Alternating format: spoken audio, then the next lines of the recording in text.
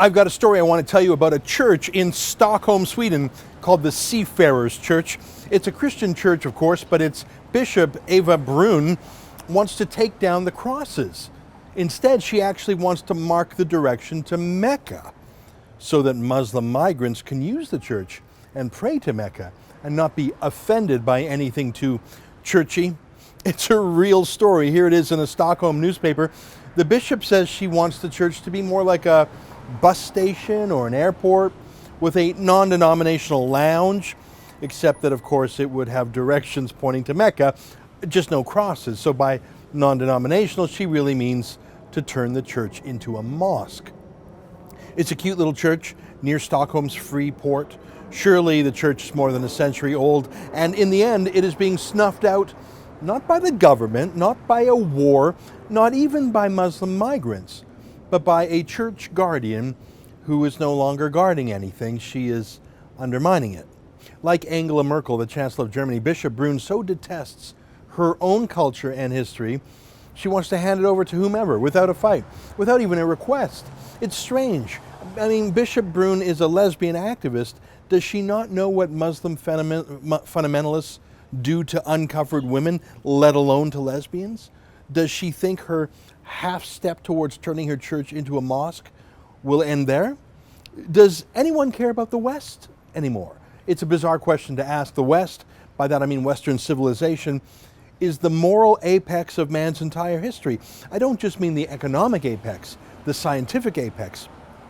I mean, it's a place where slavery has been abolished, where women have been emancipated, where tolerance for different religions and races is the norm. Its economic success has had a great moral impact too. Western capitalism has created so much wealth that even a poor person in the West lives as a 1%er would in the third world, let alone the fact that the West gives aid to other peoples. But that's the thing about luxury and wealth and leisure. It can turn to purposelessness and sloth and then to self-loathing.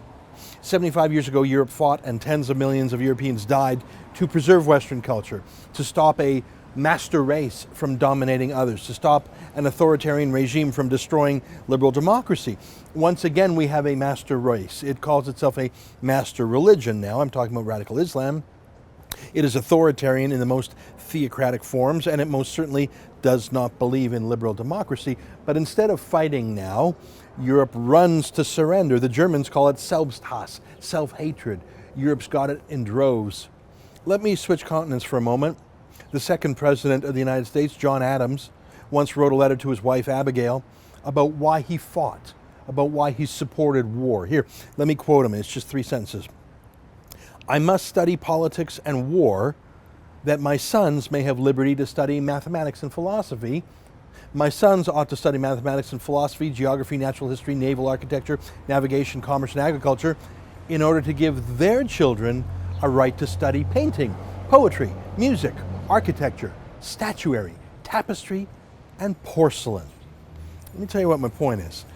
Here's a guy who valued liberty so much, he helped George Washington start a revolution, an actual war for freedom in which tens of thousands of Americans were killed.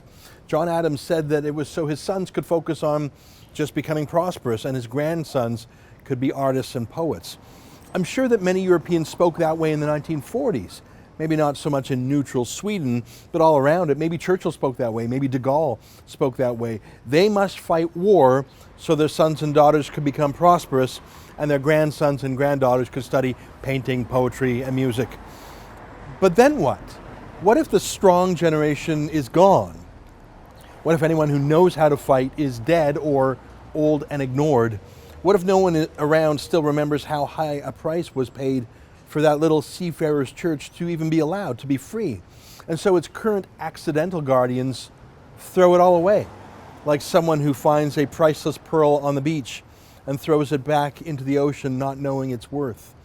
That is all of Europe, a continent drenched with so much blood in a centuries-long quest to be free.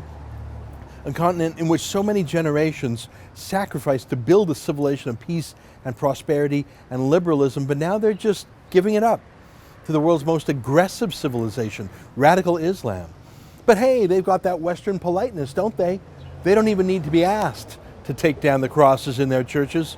They'll volunteer in advance. For TheRebel.media, I'm Ezra Levant.